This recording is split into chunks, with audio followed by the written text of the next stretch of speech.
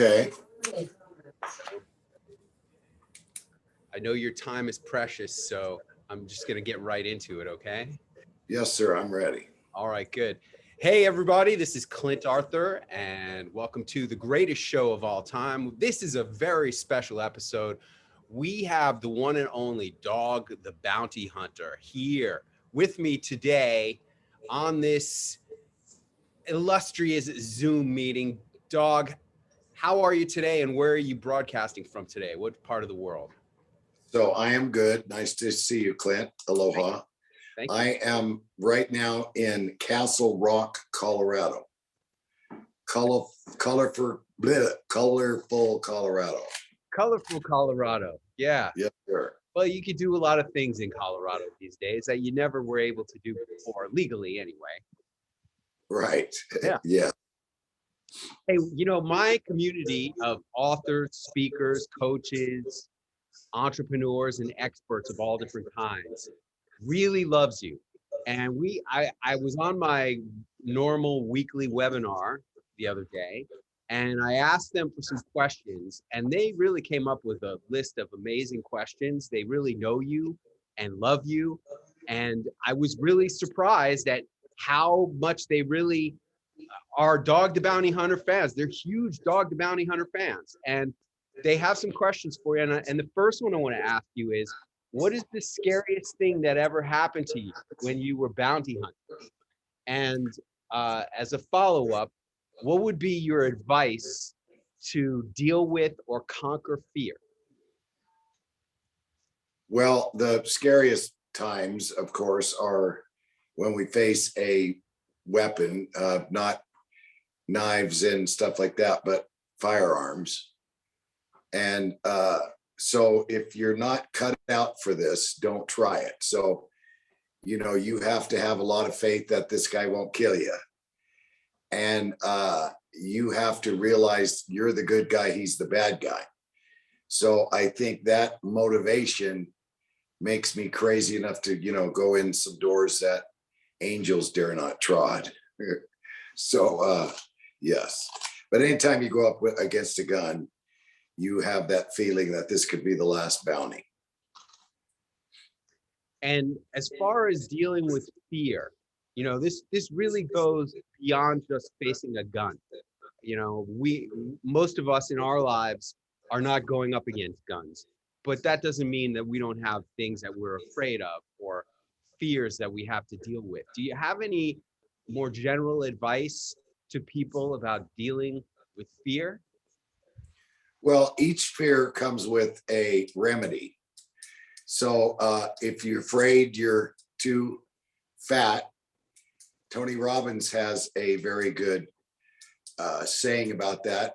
All you need is 10 fingers, and you take your 10 fingers and push your fat ass away from the table. So if your fear, there's different kind of fears of everything besides facing a weapon or a gun. So each fear you have to combat with a strategy, and each strategy is different. I have a lot of times when I'm going after a shooter or some guy that's I'm looking for a violent crime, as I look at his mugshot, I would say the devil on the left side and the angel on the right. And the one on the left says, this guy look good because this is the guy that's going to get you. And this guy's waiting for you and he's going to get you. So then the angel on the right side says, don't worry, you're in the hands of God. And if he gets you, you'll blink your eyes and see Jesus in heaven and all your animals and all your loved ones. So let's do it. So I faced fear in many times, guys yelling, I'll go, but come out, dog, I want to kill you. And then of course I use all non-lethal weapons. So I open up on them. So there's a lot of different fears. So again, each one that you face or you have, there's a specific remedy for that. Fantastic. Now, the flip side of this question is, what's the funniest thing that has happened to you when you were bounty hunting? Oh, a lot of humor. When you say that, as you said it, I thought of my grandson. My oldest grandson, Dakota's 24, and we were chasing a burglar. And so he hit in the rich places in Hawaii. So I looked at the places he had hit and the ones that he hadn't. And I told grandson, he's going to hit these two areas. And the one area wasn't, didn't have a lot of money. And the second area was prime target. So we knew what kind of car he had, this little Toyota. And he would take a bicycle out of the Toyota trunk, put on a backpack, leave the Toyota parked, and go hit a house. And whatever he could get into the backpack, you know, he'd come back in the car, put the bike in the trunk, backpack in the back seat. So grandson always carries honey with him. He's half me, half Apache, and half a real Hawaiian. So he's got all these remedies. So he carries a little thing of honey. And so we saw the guy's car. And I said, grandson, we're not going to find out what house he's in. We're going to sit a block away with binoculars and find me a red ant pile. And so in Hawaii, they have these little tiny, tiny, tiny ants that you would not believe this ant's bite is. You already know what I'm going to say. So this little ant, they're like, they swarm you like fire ants, right? That's what they're called, fire ants. And they're little bitty baby ones. So we had a couple plastic cups, and I said, find me an anthill. So he did, about a half a block away. Grandpa, I found, we got radios. Grandpa, I found a tremendous huge anthill. So we have gloves. We have the little plastic gloves that you put on. And we filled the 2 cups full of ants. And I went to the guy's car. It was unlocked, just in case, you know, he leaves it unlocked, in case he's got to bolt quick. So I took some of grandson's honey and put it on the guy's seat. And grandson's like, what are you doing, Grandpa? And I said, give me them ants. And so we poured the ants all over the seat. And of course, they sat in that area because of the honey, right? So here he comes. The guy's got his backpack full, completely full. So it was a good score. And we caught him. So I looked, he had dishes, a china, very expensive china. Yet this guy was a nut. So grandson said, there he is, let's get him. I go, no. Let's wait a minute. I got to see this. So he got in his car. First, he sat down, took his backpack off, put it in the back seat, put the bike in. He sat down in the car and looked both ways, right, to make sure no one wasn't looking. And I thought this could take, you know, at least 5 minutes. It took about 30 seconds. And he started, you know, brushing himself like that and brushed himself, and then started the car, brushed himself again. And then grandson's like, oh, Grampy's driving away. I said, well, let's follow him. So we stayed a car behind him, and you could see him going like this, and then in his hair and all over. And he pulled over, and he was screaming, ah, like that. He was wiping, the ants were everywhere on him, right? And we pulled out and told him freeze. And he's like, I can't. Dog, please, these ants, there's ants all over my body. They're killing me. And so I said, grandson, cuff him. He's like, no, you cuff him. And I said, on the ground. He's like, scratch. So we cuffed him. And I took grandson, we carry big cans of mace. So from his neck down, we sprayed him with the mace, and then rolled him over and sprayed him again. And, you know, the ants either died or left his body. And so this guy had probably, I would estimate, over 1,000 bites on him. And when they bite you, these little red whelps come up. So we took him to Honolulu Police Department. And I didn't know if this was legal or not. So you got to watch it, right? So, I mean, he had red bumps everywhere. And so I told the cops, I said, this, you know, he might have chickenpox, measles, or whatever.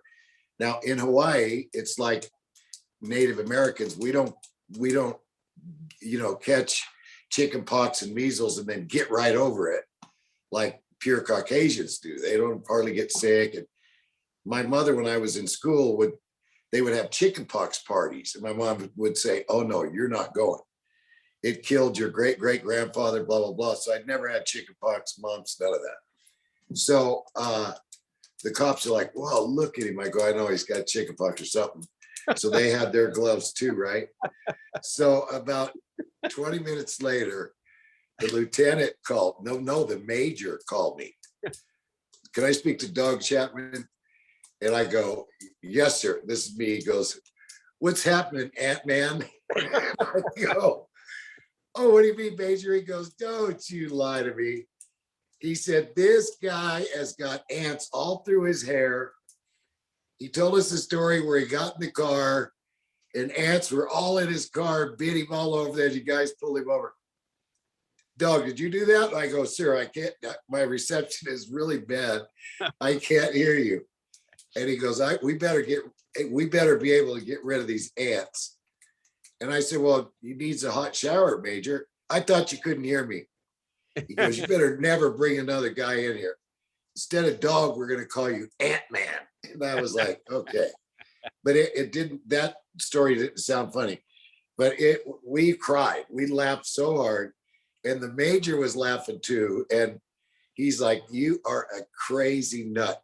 I cannot believe that you used something as small as a little ant to get this guy. And he had a single shot only, but he had a single shot 22 Ruger in his backpack, right? So the Major said, the next time we go over after a shooter, we may get a jar and use your ant thing.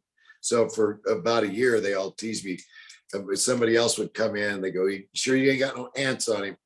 Because what Major said was the ants went all over his mattress and they had to literally fumigate the cell and anywhere he walked. But I thought we got rid of all of them, but we sprayed him again from the neck down.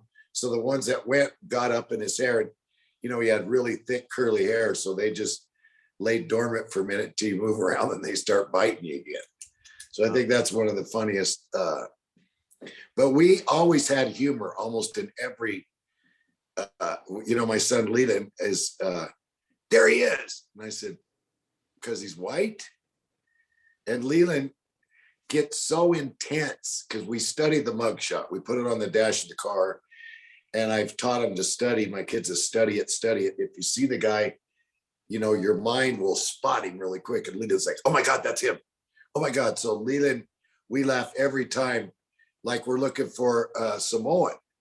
And Leland sees one Samoan. I think that's him. And of course, our adrenaline starts to go right there. And I go, Leland, just because he's Samoan, this guy has a big bald spot on the back. That guy has a full head of hair. It's not him. So almost every bounty, there's some kind of humor in there. Did you have a vision of yourself and your life becoming Dog the Bounty Hunter, or did this just happen to you? I was in prison in Texas in the 70s. And I rode to get to prison, I'd say. I rode with the Devil's Disciples Outlaw Motorcycle Club. So I was Dog Disciple. From 15 years old till 22 when I hit the penitentiary, Texas. I found favor in the eyes of the Lord and the warden. And while I was there 18 months, and the warden made me warden's barber. And so I had a barber shop outside the prison gate. I don't know if you're too young to understand what the show Gunsmoke was like, but it was exactly like the Gunsmoke barbershop. The guards would ride up and tie their horses to the rail and come in and get a haircut. And so one day, also outside the prison gate was the hole. That's where if you get in a fight, if someone dies in your family, if you go Aussie berserk, they put you in the hole for punishment. So I had a friend, a kid from the Black tribe, and he was about 6'6". He wore a size 18 shoes, brogans, they call them. And we call him, of course, Bigfoot. And so one day, Bigfoot's aunt, his mother, something like that, died. And so they were putting him in the hole. The guards grab him and they walk him up the stairs, and then they put you in this 8x8 hole, literally naked. The concrete on the bottom has sand on it. There's a hole in the middle of the floor so you can, use it as a bathroom. It is the worst place you could ever be. I'm looking over and I'm like, we all heard that Bigfoot lost somebody in his family. So I knew he was going to the hole. And all of a sudden, as they're putting him in, the guard came out backwards and hit the ground and burst out of the door, come Bigfoot. He was so big that he ran like a cartoon character, right? And I mean, he's running down the road in Texas, the prison road. And I had a friend, my shoeshine boy, they called him, was named Ronnie Coleman. And Ronnie said, there goes Bigfoot. And I'm like, oh my God, right? And so the guard towers, of course, are all around the prison. And I could hear the 30-30 rifles cocking, right? And Bigfoot and I were really good friends. He went to the fifth grade. And he one day walked up to me and I met him. He goes, hey, dog, how you spell was? And I said, W-E-Z. And he goes, thank you. And I said, who are you writing a letter to? He said, my auntie. And I go, let me look at that. And it was Abba. And I'm like, let me help you write the letter. You say it and I'll write it down. I said, Bigfoot, how come, what grade you go to? I went all the way to fifth grade. I go, that ain't much, man. What the heck? And he said, dog, I rode a ferry. We had to walk to school.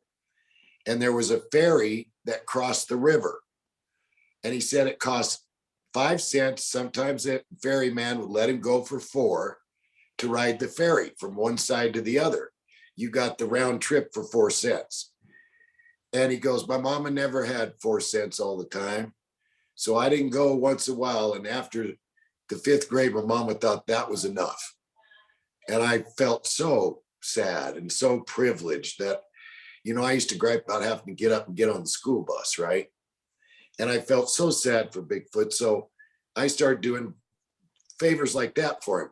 And of course, he could break a normal man in half. He'd pick him up and snap him. So I knew in my heart to keep this guy as my friend, right? Because I could sick Bigfoot on enemies. And I didn't have too many, but once in a while, Bigfoot had to, stand in for me. So when he started running, I told Ronnie, oh my God, they're going to kill him. And I said, let's catch him. And Ronnie goes, I ain't catching nobody. And so I bolted out of the barber shop. And I could hear the guards yelling my name, freeze, dog, freeze. What they thought, I found out later, was that it was a dual escape. And so I didn't know that there was a lieutenant running right behind me with this .38 pistol out. And in my book, I wrote a book and Disney vetted it. So I put this story in there and they had to get a hold of the lieutenant. And the lieutenant said, which I didn't know, I had the hammer back. I was ready to shoot dog in the middle of the back. And as I'm running, I tackle Bigfoot's leg and down he goes, right? Boom, in the dirt road. And handcuffs come sliding by me. And lieutenant says, hook him up, bounty hunter. And I said, Lieutenant, I can't hook him up. And so the lieutenant hooked up Bigfoot and I walked Bigfoot back. And he's screaming, my auntie died, dog. I go, it's all right. God killed my auntie. I said, Bigfoot, the Bible says the devil cometh but to kill, rob, and destroy. God doesn't have a closet full of tornadoes or death. That's not his job. So as I walked him there, I calmed him down and lieutenant listened to me. So we got done, put him in. I went from the barber shop. It was, 3 or 4 o'clock. So I was done at 6. We went in early and all of a sudden I get a message, Warden Curly Horton wants to talk to me. So I go into the warden's office, they escort me there. And he goes, we got to transfer you. And I said, Warden, I don't want, please, why? Because you, even though you're in prison, that becomes your home. And there's like 12 other farms. And I had been there a year and I had friends, guards, friends, a good cell, a good job. I said, why are you going to transfer me? He goes, they're going to kill you. You ran an inmate down. And I said, Warden, I didn't run him down. I saved his life. Well, what do you mean? I said, they won't kill him. That's my friend. You know that, Bigfoot. And he said, all right. He said, here's what I'll do. I'll let you spend the night, go to your cell. If you're alive in the morning, you can stay. That's exactly what he said. So that night before bed, we were watching TV and the Muslims came to me. And the leader of the Muslims said, so you ran a black guy down, huh? And I said, listen, I'm half Apache. And you know what, brother? I'm colorblind. I don't care what tribe he's from. They're going to kill my friend. That's my friend. I got a little upset at the Muslim, and Ronnie Coleman, the shoeshine boy, was sitting right next to me. And he said, I tried to tell him not to do it. And I thought he was selling me out, right? But he said, but you know how dog is, man. He don't care. Him Bigfoot's tight. And the guy said, oh, really? I said, yeah, I ain't letting him kill him. His mama died. His auntie died. You ain't gonna kill my friend. All right. So I thought, uh-oh, I hope I said the right thing. So we went to bed. I woke up alive. In front of my cell were envelopes, stamps, I'm gonna cry, pens, paper. And I scooped them all up and put them in my cell. The guard came to me, the warden wants to see you. So I went in there and the warden, Curly Horton, said, you still alive, huh? Yes, sir. He said, hell, son, you done got you a love offering. I can't believe that. And he said, and Lieutenant said, you talked to Bigfoot a half a mile, settled him down about his mama or auntie dying. I go, yes, sir. He said, dog, I'm gonna make you inmate counselor. And so from that day on, when their mother died or they got mad or they got in a fight, I had to go in the hole and sit down with a stool, sometimes in the hole with them, most of the time outside. And I'd calm them down and I'd talk to them. And so from that day on, I became Dog the Bounty Hunter in prison. And I sat in prison in the crime I was convicted of. I got 5 years and a day. And after 18 months, the sheriff called the prison and blah, blah, blah, and they threw me out. The warden came to me and said, you didn't do this. And I go, no, sir, I didn't. Well, you're an accessory. I go, I didn't even know what happened. I was in the car with 4 other people. We all got convicted in Pampa, Texas. And because we were bikers, they sentenced all of us, but I got the second highest sentence. The trigger man got 10 and I got 5. So the warden said, I became Dog the Bounty Hunter, inmate counselor. And then I got thrown out February 6, 1979. So my mother was Pentecostal and raised me to be that way. And I thought, what could I do now that I've been convicted of this? I don't want to be a bad guy. I've always been a good guy. My name Dog was given to me at 15, and it's God spelled backwards. And I used to ride with the bikers and like they'd flip the bird to God in the rain. And I'd say, oh, no, you don't. I'm not doing that. I'd say the blessing. I talk Bible stories. So Dog was very loyal. I showed up at every fight. They'd, call us and say, we're going to fight this other gang. I'd be the first one there on my chopper. And so my president of the club said, we're going to call you Dog. That's God spelled backwards, and you're a loyal guy. So I started studying bounty hunters while I was in prison. I went to the library, and really there was only 3 or 4.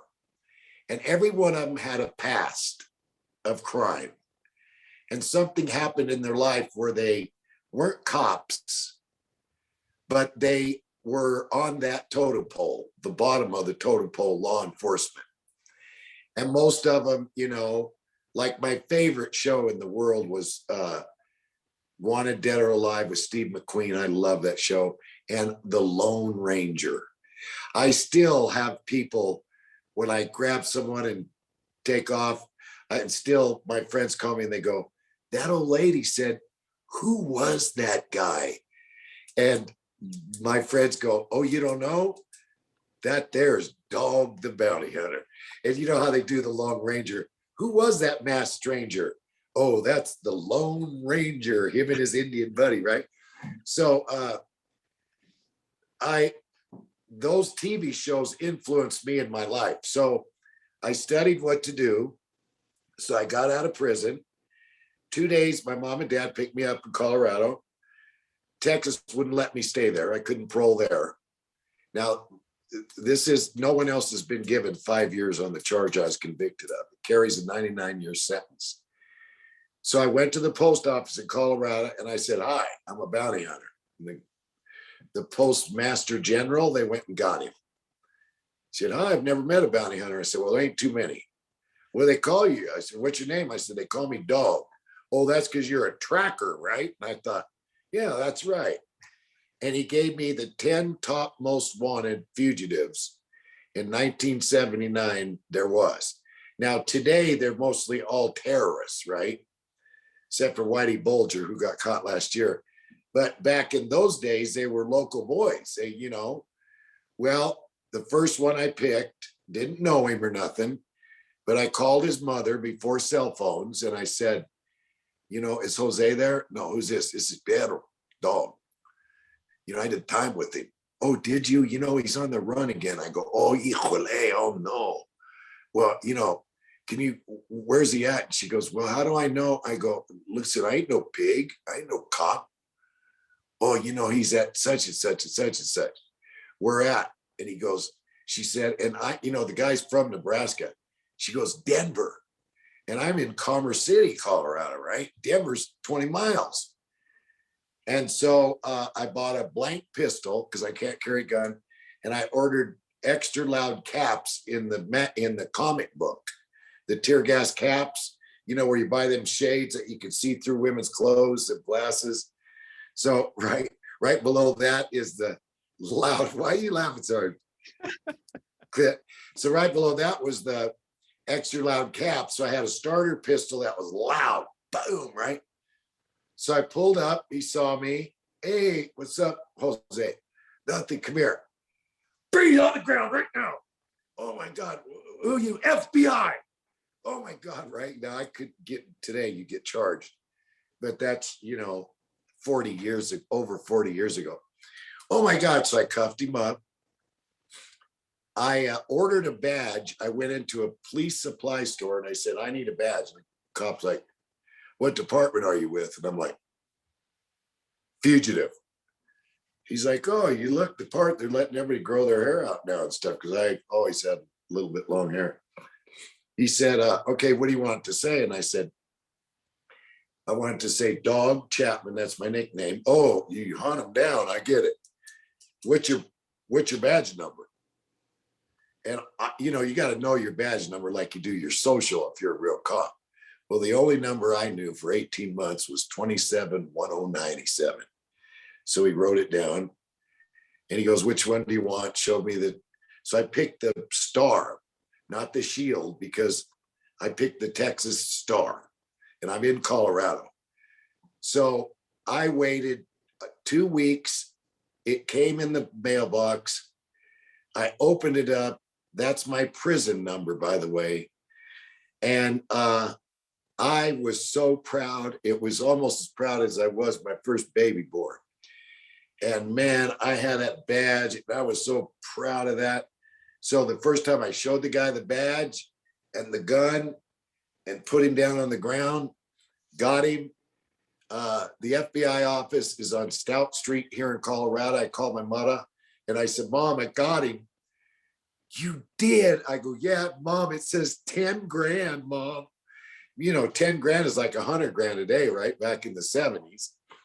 And so my mom said, "Oh my gosh." I said, "Mom, meet me at the FBI place." "All right."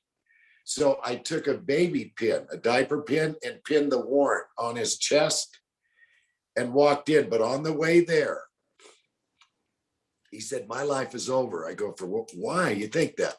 "Because I've got a burglary of houses. And he crossed the state line and hit a house. That's what made it federal." So all the way there, half hour, I said, "Listen, I know this guy who was convicted of murder. And this guy was not guilty. And he asked God to forgive him.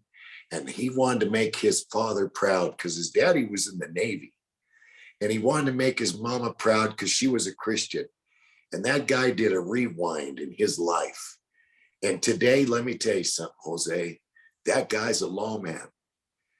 And so I went to the FBI. You know, you walk in, they go, hi, and this guy's cuffed with the little warrant thing there.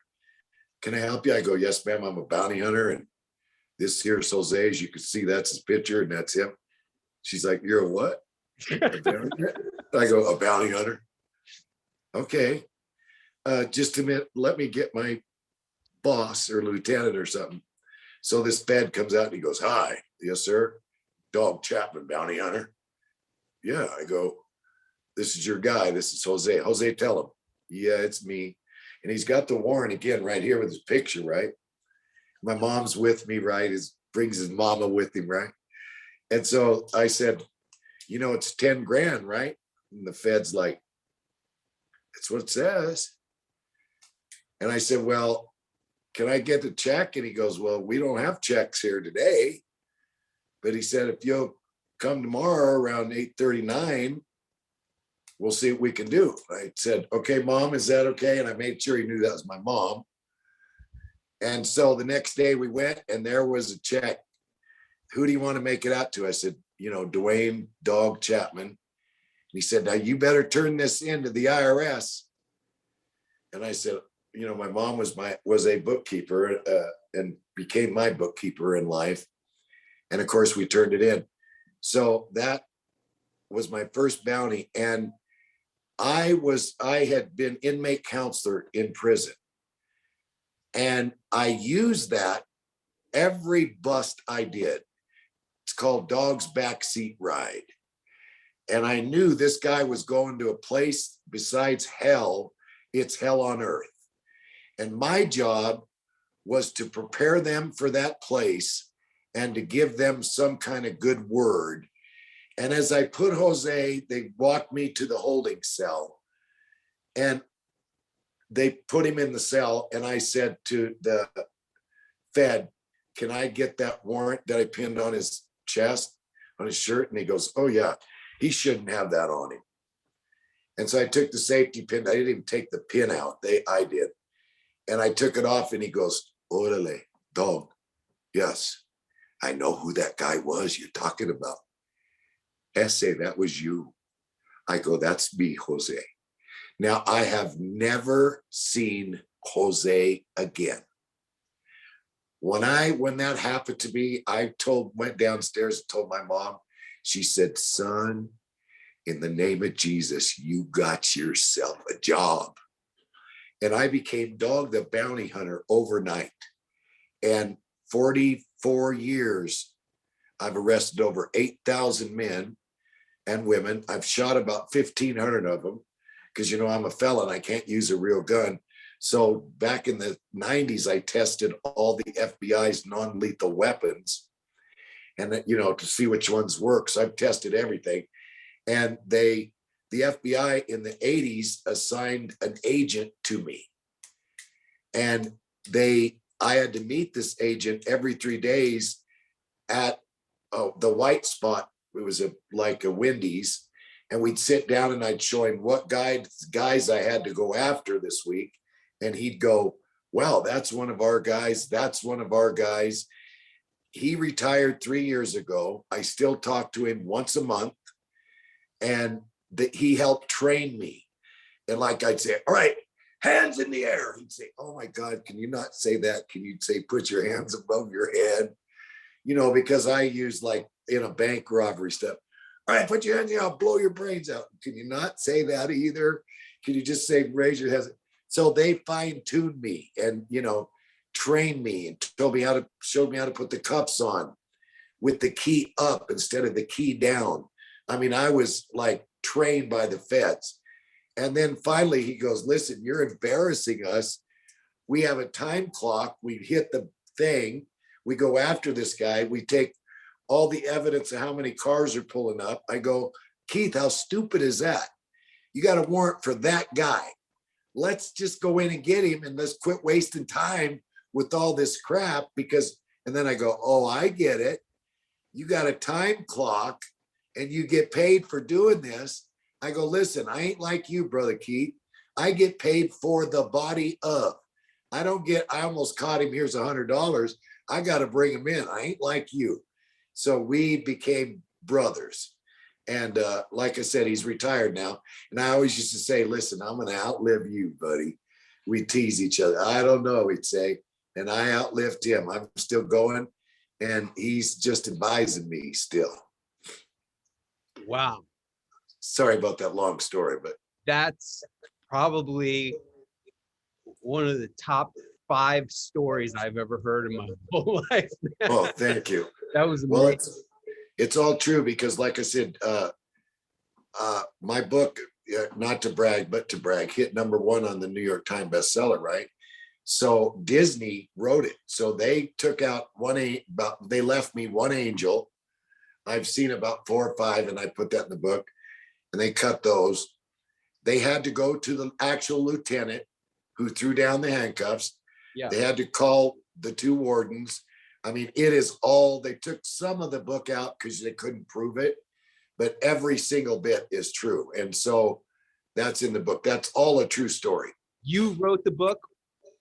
Well, I spoke into a tape machine. Yeah.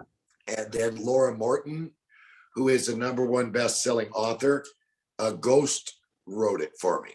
Yep. You know, I only went to the 7th grade, so my spelling and my blah blah blah is kind of caca. But I gave her the words and the stories, and then she, fixed it for me. Yes, sir. All right, tell me about the process of becoming a #1 New York Times bestseller, because I have that as my greatest aspiration in life. And I know a lot of my people aspire to be New York Times bestselling authors. Talk to us about how you made that happen, please. Well, the first thing you do is take it to your biggest critic, your wife, and you let her read it. And if she goes, honey, my God, you got a hit. You got one. If she goes, I don't know, I love you, but then you better change it. Now, let me tell you how I did it, right? So then you go on a book tour, right, where you book sign. And so I booked 2 weeks, and I told, listen, Hyperion published it. I said, let's book 4 weeks. Give me 2 weeks on and 2 weeks off. So I went all over the country. I had 7,500 show up in Texas. I was right behind Mrs. Clinton. And again, I wrote it with not a lot of education. So some people would wait 4 hours in line to get me to sign and say hi. And people started coming up, my first couple bawling. My God, dog, I read this book. It is the most incredible book I've ever read in my life. And I thought, wow, they really like this book. Of course, I liked it because I wrote it. But so I would say it's got to be good. You got to let your wife or someone that loves you, that's going to tell you the truth. And then you've got to do book signings, and you got to pump it out there. They gave me like 1,000 free. I mailed that book to President Clinton. I mailed that book to every big shot, every person I knew. I was really lucky in '81 to meet Anthony Robbins. Excuse me, Tony Robbins. Tony Robbins heard my story, and I became a guest speaker for him for 9-10 years. And then I met Martin Sheen, and Martin Sheen is like, oh my God, you need a TV show, buddy. I can't believe you do this. And so I didn't get a chance to take him, but Martin Sheen said, I want to go on a bounty with you. And so the book came out after that. Martin, said, you need to write a book right now. And Tony Robbins said, you need to write a book, but you need a ghostwriter because you can't spell a cuss word. So, they helped me get it together. But once then my former wife, my Beth, he's in heaven for 2 years, read it. And then, my mama read it. And they said, son, my mom said, this is fantastic. You better cut all the cuss words out. So I did. So your family members that love you can judge you a lot better than someone who's just trying to get in. You know, oh, it's good and it stinks, right? And you got to get out there and pump it. It's like we did in the 90s, give our business cards out. You give that book out, you sign it, and you put your email. Now, we didn't have email, I don't think, back then. So I put my phone number and said, if you like it, call me. And I started getting calls. Oh, we're half through. Oh my God, dog, this is incredible. So that's, I think, one of my book publicist, or what is he? He's a manager, is Alan Nevins. And Alan Nevins has Goldie Hawn, and you know, I'm on the bottom of his totem pole too. But when Alan is the most, I call him the most sophisticated human being that I know. And he's like, I'm not sure this. And he read it and he goes, oh dear God, this book will sell. And I had no idea. I was in Chicago. No, we were in Washington, D.C. We're driving there and we did a book signing at the Bell, wherever there, New York, where they ring the bell and the train station. So I said, wow, could we ask him, let's do it there. So Alan set it up. I had people who stand in line, and I'm at the hotel. I smoked cigarettes, so I was up real high on a balcony. Alan Nevins walks in and with tears in his eyes, and this guy don't cry. My God, your book just hit #1 on the New York Times. And I go, what does that mean? He goes, oh my God. He goes, well, it does mean that your book goes on sale for half price. And I go, what? Where would you do a better job in the best job of anybody? Do you drop your price half? He goes, New York Times. And it just went. Then I wrote another one, because if you write one, you got to write two. And it hit number. This first book, excuse me, this first book was before you even had a TV show. Yeah. Oh yeah. Oh yeah. Oh yeah. It was before we had the TV show. It's called You Can Run, But You Can't Hide. And then the next book is Where Mercy is Shown, Mercy is Given, during the show. And Mother Teresa beat me, a few other, and I said to God, okay, you can have the top spot, Mother Teresa. But it came in fourth. And you use some of the first book and some of the, then add stuff you couldn't say or blah, blah, blah. Now we're talking about writing another one because I get married very soon to Francie. And the way we met, and I begged God. I pulled over on the road last year and said, this is it. I cannot find my car coming out of the grocery store. I hate going to sleep alone. God, I don't mean to be like this. Please, God, please. And I saw in Genesis where it said, God does not expect a man to be alone. So I started praying, not guilty anymore. I said, listen, whoever it is, I want a Christian. I want a God, please. I don't want a young girl. I want one within a few years of me. Please, God. I sat in the back seat while those guys threw up on me. I didn't get paid extra from any of the networks. Those guys stunk. I touched them. Way before COVID, they had AIDS. I didn't know. I said, God, please protect me.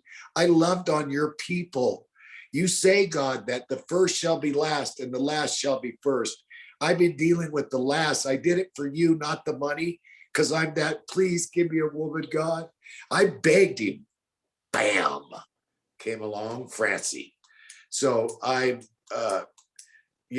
lot of people are lost and their spouse passed and their life is over. And what prayers do you say? What things do you do? It's a cookbook combination of how to get someone to love. Because I never had a rancher or a farmer in my black book. That's not the kind of girls that I ever dated.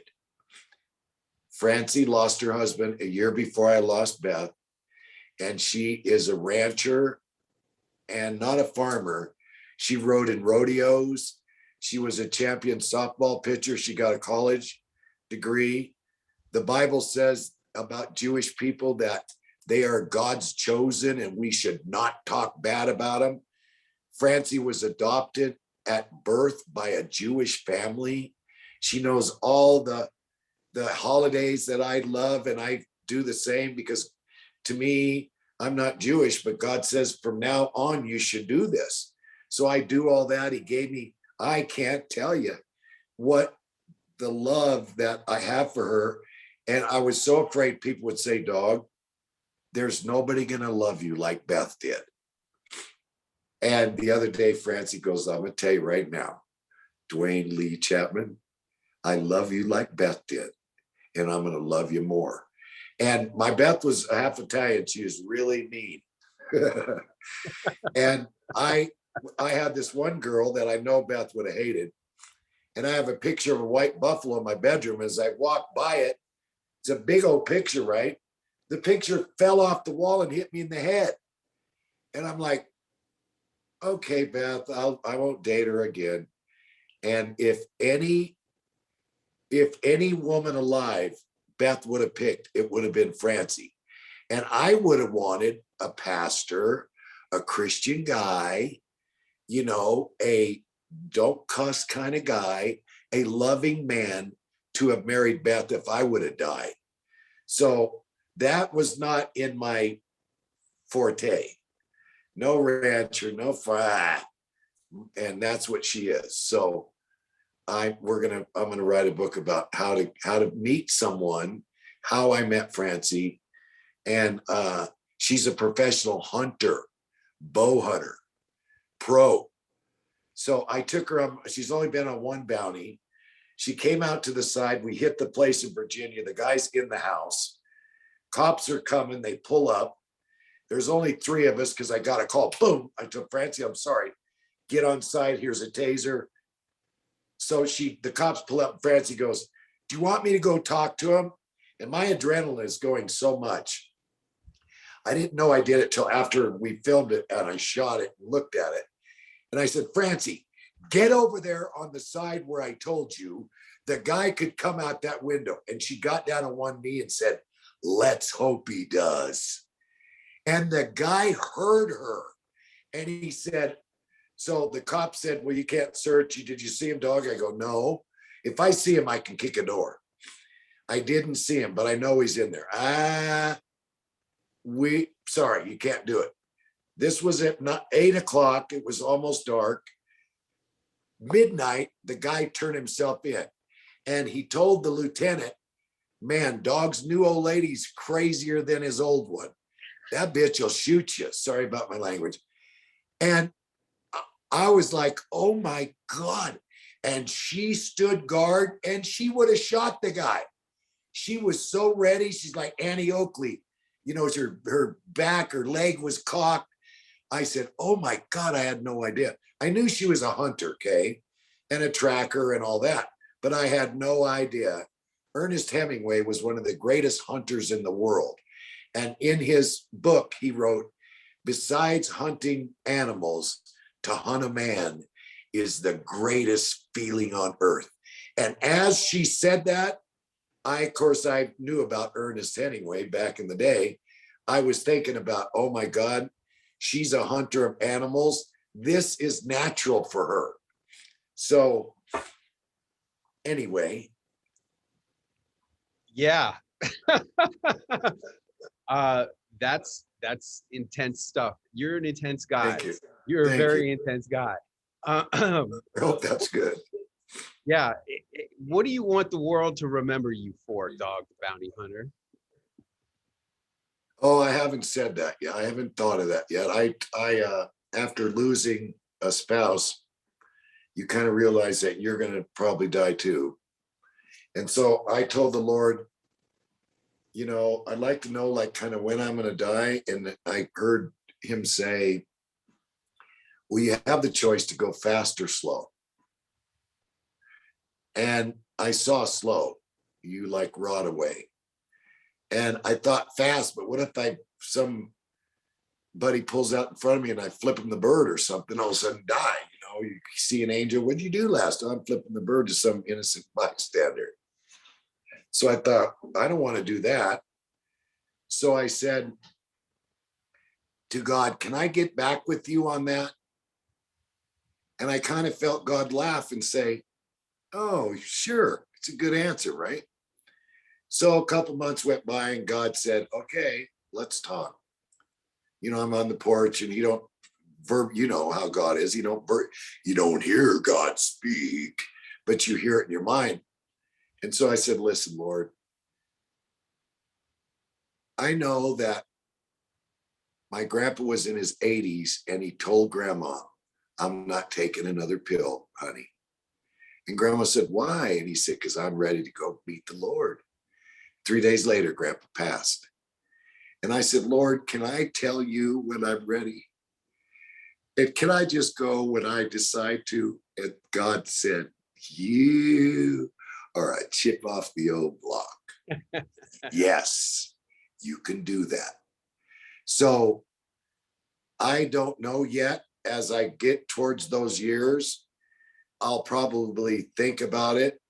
But right now, it's way too early. I'm not going to die. So I don't know how. I don't have an answer for that yet.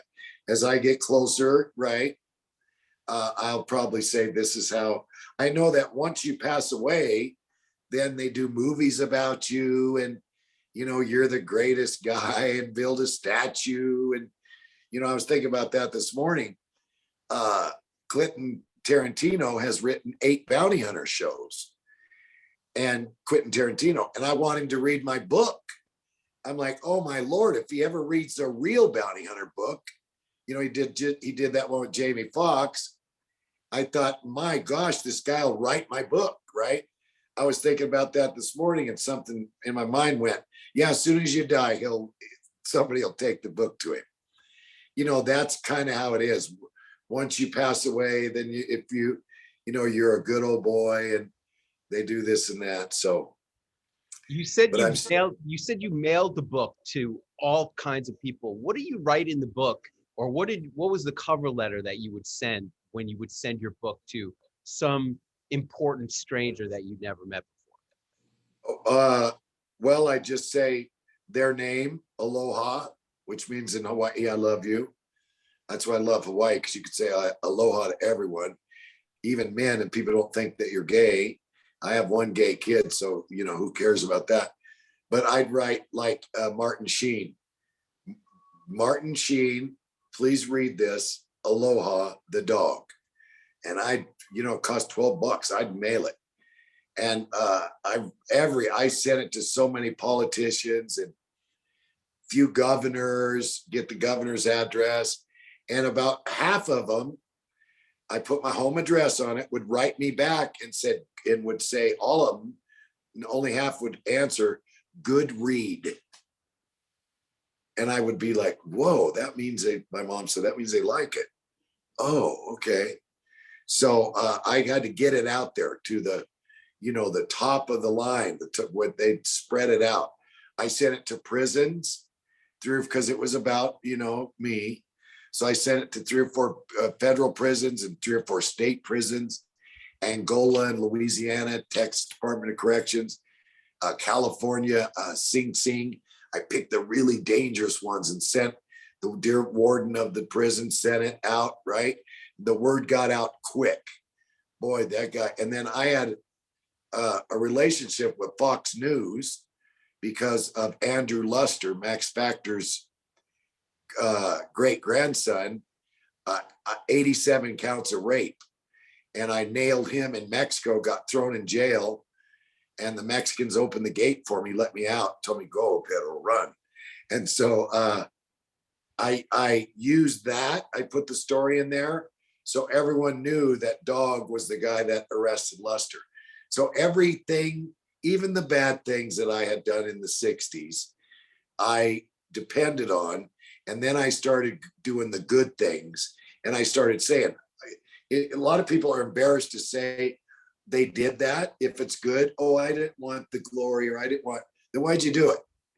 Yeah, I'm the one that fixed that cake. I baked that cherry cake. I did it. And no, you can't have the recipe. It's mine. So I like to talk about good things that I've done, because I done them to be good, right? And I became good faking it in the 70s. And all of a sudden it became a habit. And I thought, oh man, I always been the guy, even on a chopper, that would like see an older lady walking across the street. I park my bike, get off and help her cross the road. That was my heart. And I blew that way up. And I said, you know, like they'd be SWAT patrol. We know he's in there. He's got a gun. I'd say, you guys stay back. I'm the bounty hunter. I can kick that door. You can't. Whoa, dog, be careful. I go, angels are around me, brothers. You watch me go. Boom! I boot that door and turn around. The whole SWAT department's behind me. No, I've had quite a crazy, exciting life, and it's not over. Hallelujah. Is there anything on your bucket list that you really want to make sure you do?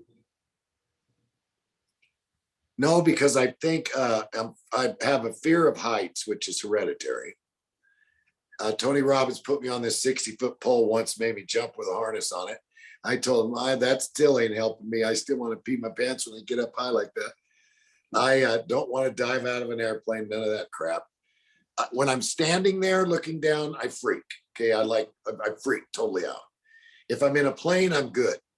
I really don't think there's nothing that I haven't done, because as I go and I'd like to do this or that, I do it. I want to do it. But I don't think really there would be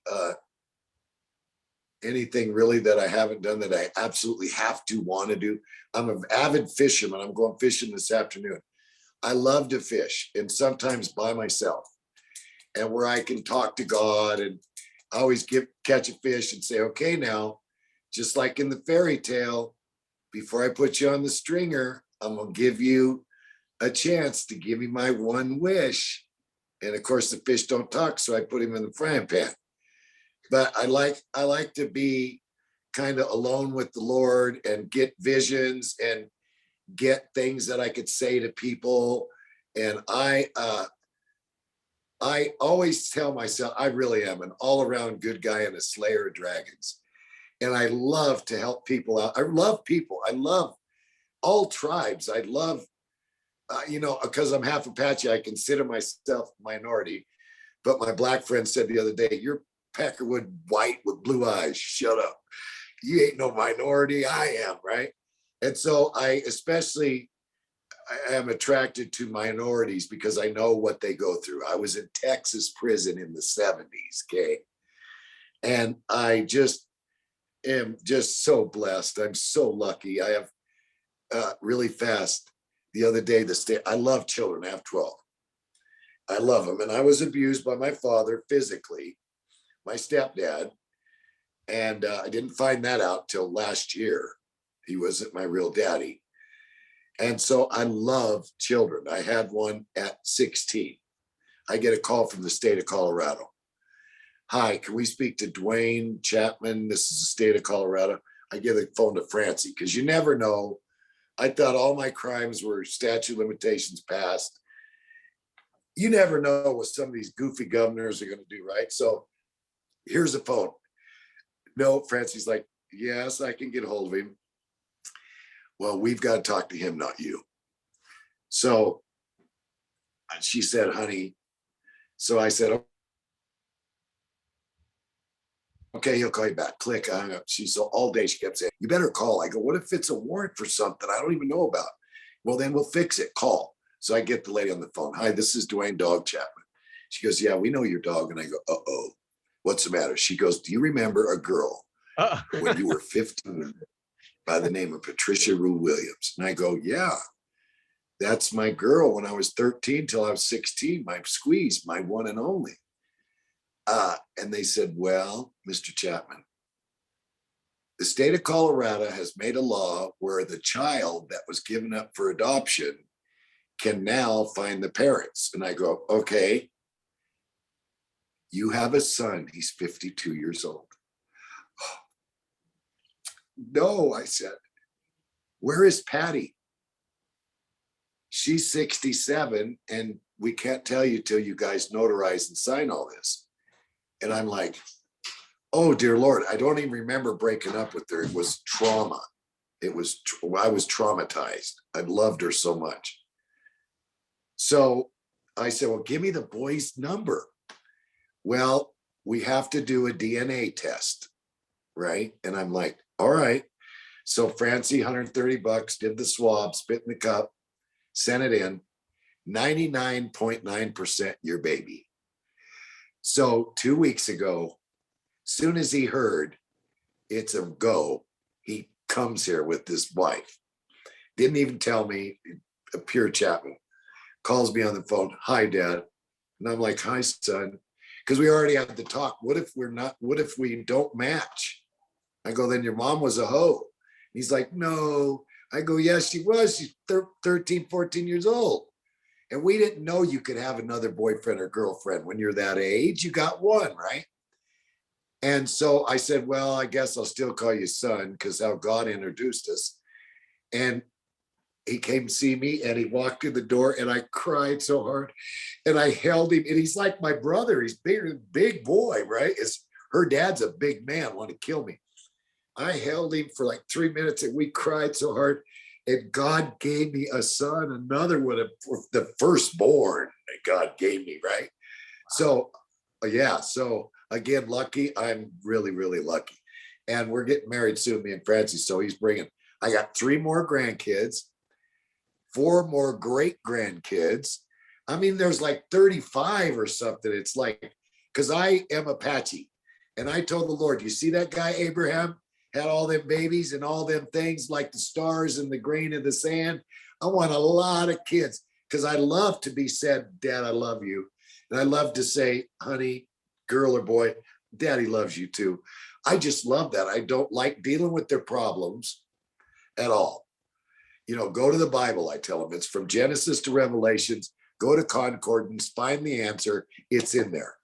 But I love being a father and a grandpa. I had no idea what grandpa was till I had my little grandkids. And they don't tell none of us what it's going to be like, that you may love the grandkids more than you do the little brats. My granddaughter the other day spilt milk and I said, oh, grandpa, I go, oh, grandpa will clean it up. And my daughter's like, I'd have been standing in the corner for 45 minutes if I'd have done that. You're getting soft, Dad.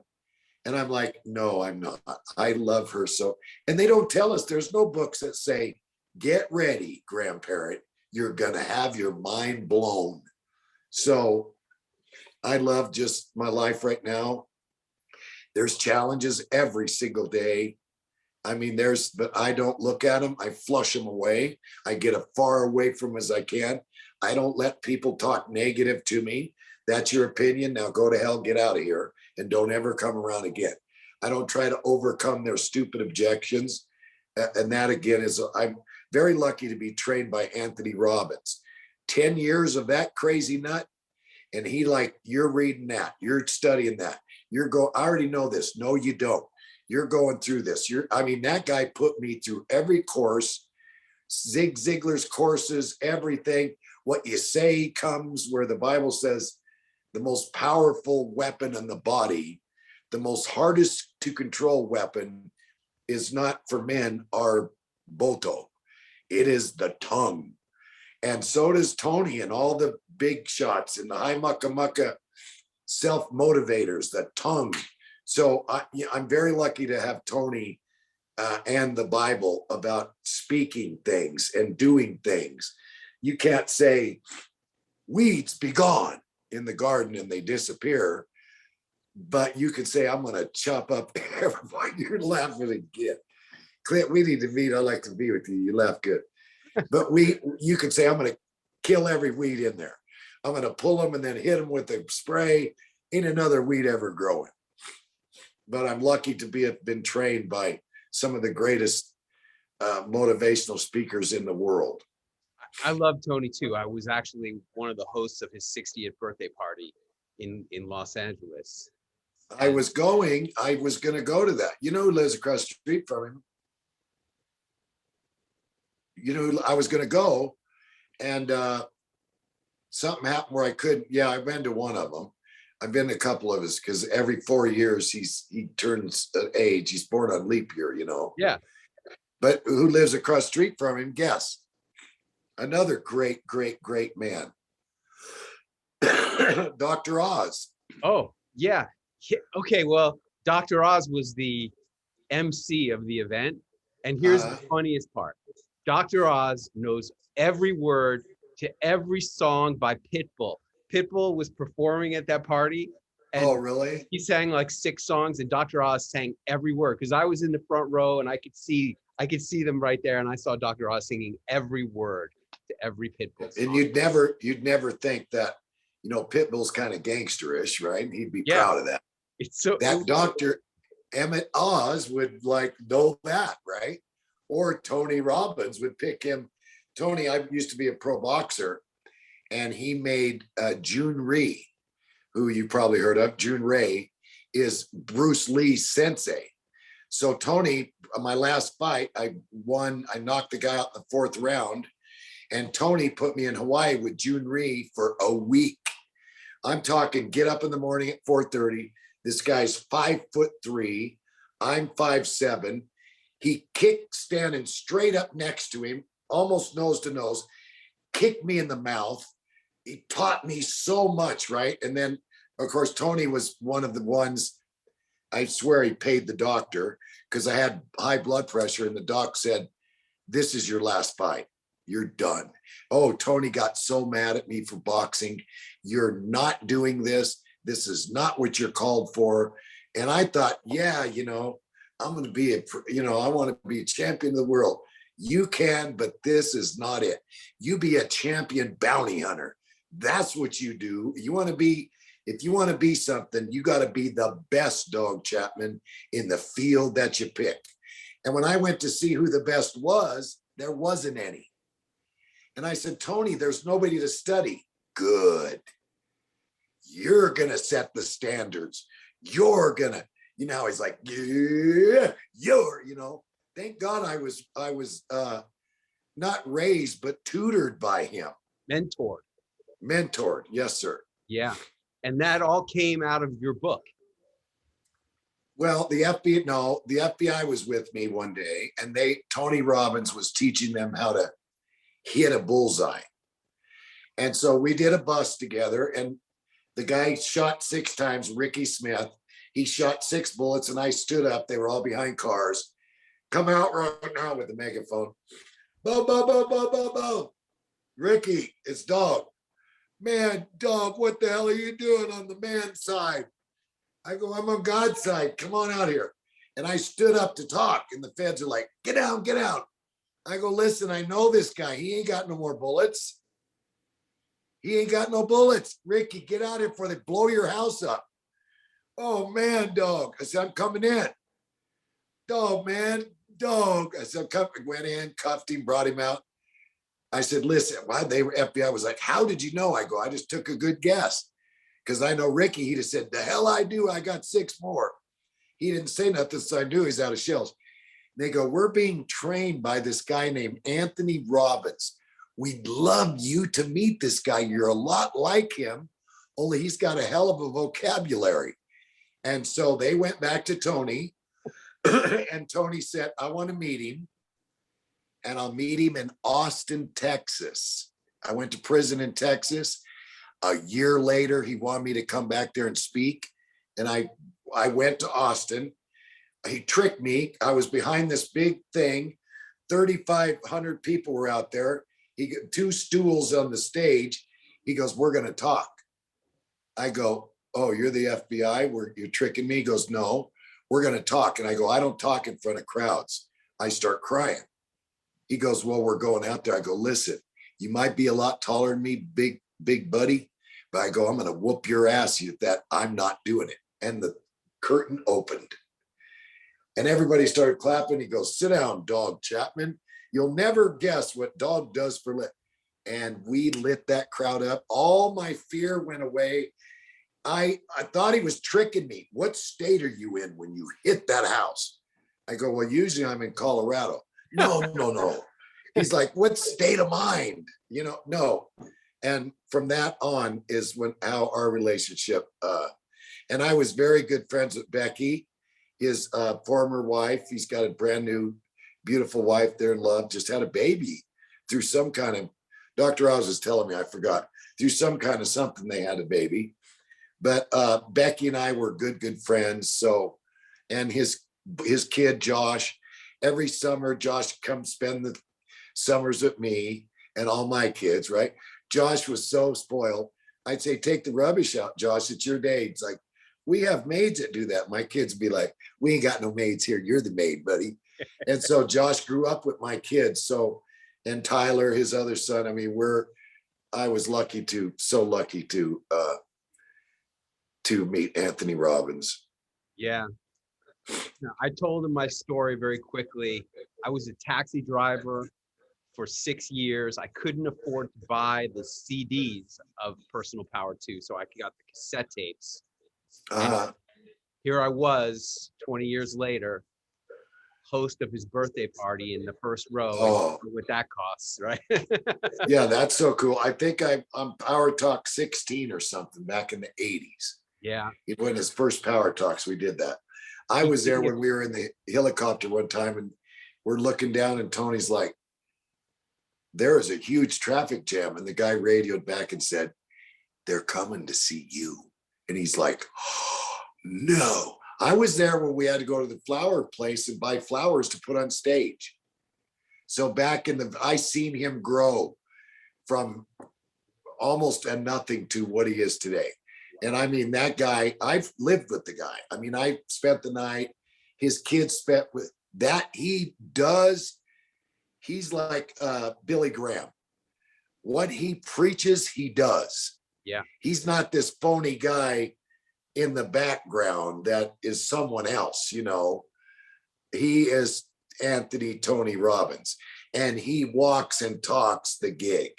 Yeah. And I try to be also. So, all right, there, my phone's, everything's going dead. Love you, brother. Can't wait to meet you. One more question for you. Okay. One last question. What's the most important thing you ever learned? The most important thing I ever learned is back to the tongue. What you say, you become. What you declare will happen. I got to watch what I say. I get the symptoms of a cold. Are you sick? No, but I have the really strong symptoms of a cold.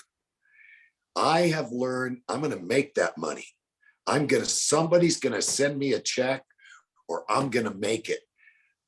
Just the other day, the guy's like, listen, you paid $3,000 too much, dog. Oh my God, Francie. I told you, Francie says, the Lord will bless us. I know that we have to watch our tongue. The power, here's how powerful the tongue is. And God said, let there be light. Boom. So that's if I could, put into everybody's mind that wants to be successful or feel success. Mother Teresa felt successful when the line was long to see her. She didn't have enough money to eat dinner, but the line was long for her to pray for him. She felt successful. So not just to get money, but whatever you do to be successful, watch your tongue. Dog the Bounty Hunter, thank you very much. It's been a really great interview. Yes, sir. Thank you, brother. See you soon. See you soon. Let's do this again. Thank you. Aloha. Aloha. Bye-bye.